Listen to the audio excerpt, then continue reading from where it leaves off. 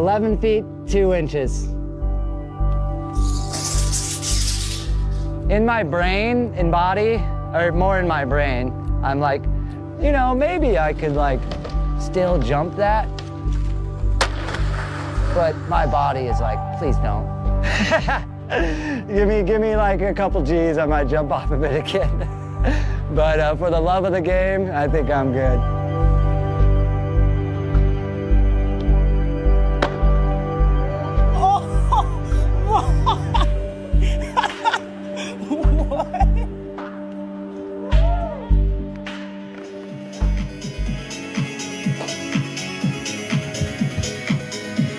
Oh, there it is. That's it. That's it right there.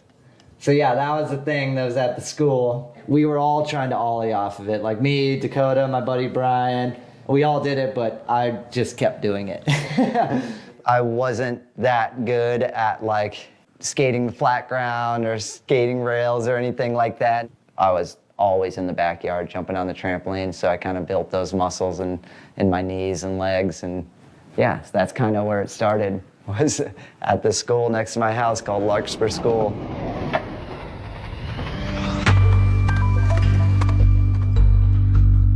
I started skating with Hunter and Buster and the Happy Medium crew a while ago, but my very first video part I shared with Nick Farini is in this video called PVWHL, Peter Vlad's Wonderful Horrible Life.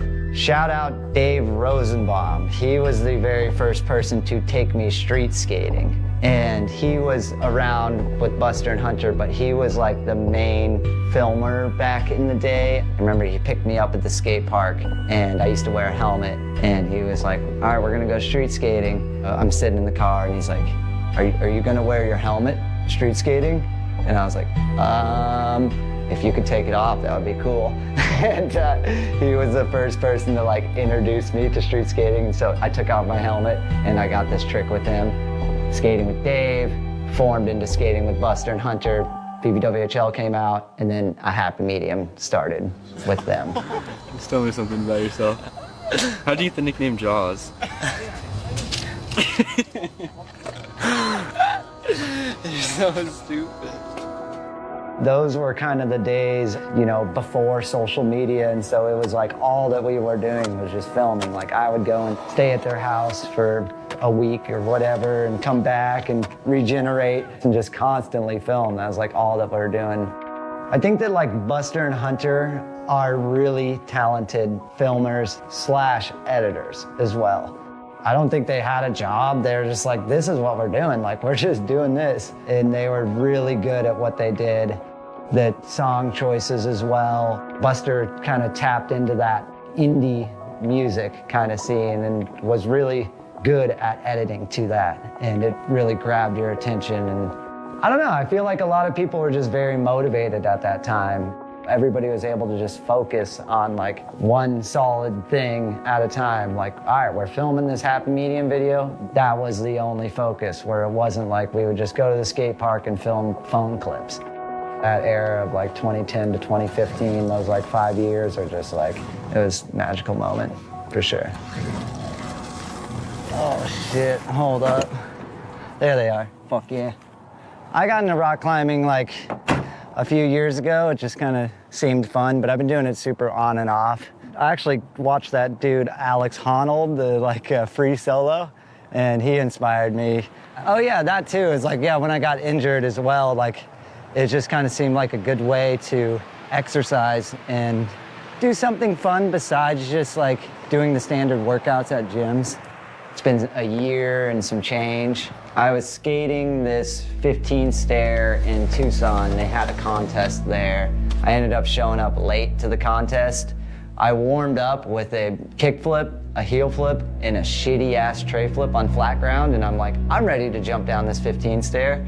Meloned it first try, then tried the old faithful kickflip melon, and just landed weird and felt my knee go and ended up tearing my ACL and meniscus. I had to get surgery on that, and that's the second ACL surgery.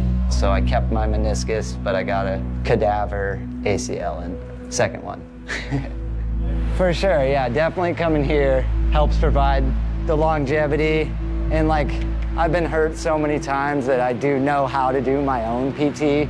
I don't really need somebody to instruct me as much, you know?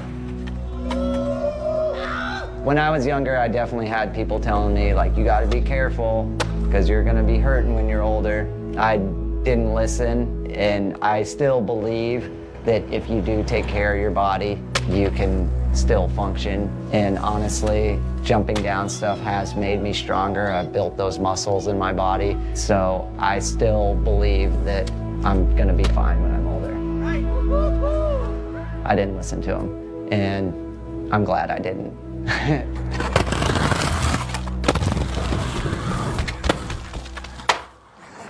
All right, so this is my house. I did build a spiral rail that went off the roof, and I thought it was gonna be way easier than it was, and it was way harder. I was super happy to take that rail down once it was done. We just chopped it up, and my dad put it to metal scrap yard. That era was when I was filming for Cridler on the Roof Part 2, and the first one we did was like pretty sick, and then the next one I was like, all right, I'm gonna go hard for this one. Yeah, that dude, Jordan Sanchez, he had the all dumpster part. I remember seeing that and being like, oh, that's a cool idea. So I was like, oh, let's do an all roof part. I forgot that I broke my board yesterday, but I'll just set it up at the skate park.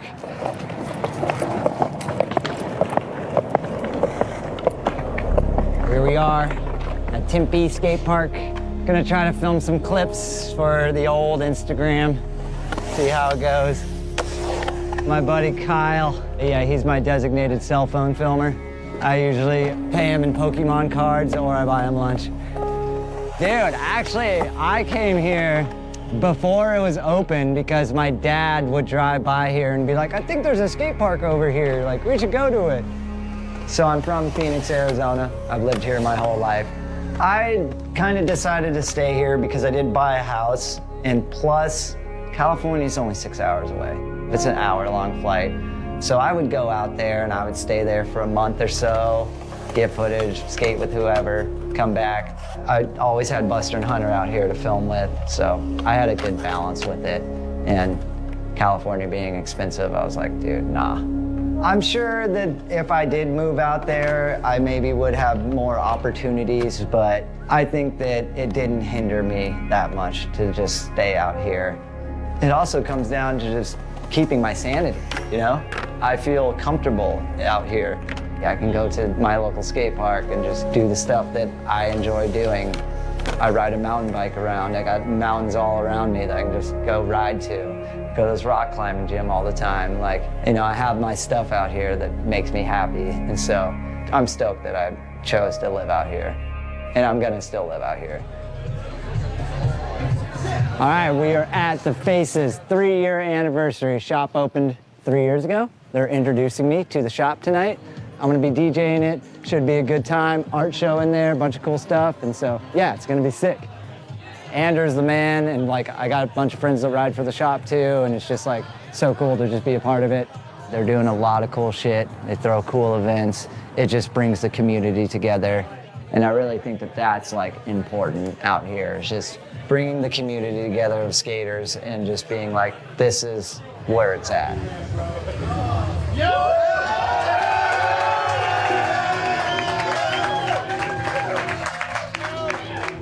For him to be on the shop's a blessing for us, and it's a long time coming for him to be on something here in Arizona, so we're stoked.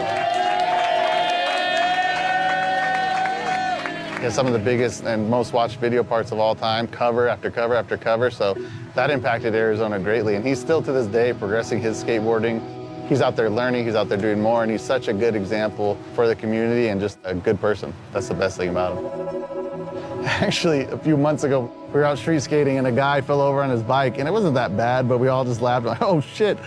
And Aaron goes up to him, helps him up off the ground, talks to him. The guy ends up recognizing who he is and gets a photo with him, and I was like, man, every time I've seen that happen, I just sit there. So then the next time I saw that happen, a kid fell on his dirt bike, helped the kid up and everything, and it's like that little bit of a sacrifice of your time might change that person's whole day. And I learned that from Aaron. Whoa, I don't know. Every day it changes, but like, I feel like I'm on the tail end of my career where like I did have my peak With the skating I've done, I am super happy. And like I said, I did the best that I could. I think the highlight for me was doing that 25 stair. I think that was definitely like the biggest thing that I've done, the biggest thing that I will do. It makes me sad a little bit for sure because I obviously still want to jump, but I just have to be smart about it. Like I want to be able to skate when I'm 50 and I want to be able to ride a bike. If I have kids, I want to be able to carry them up a stair set. I want to be able to play with them when I'm older, you know? I made my mark and I'm happy with the outcome, you know? I don't need to jump anymore.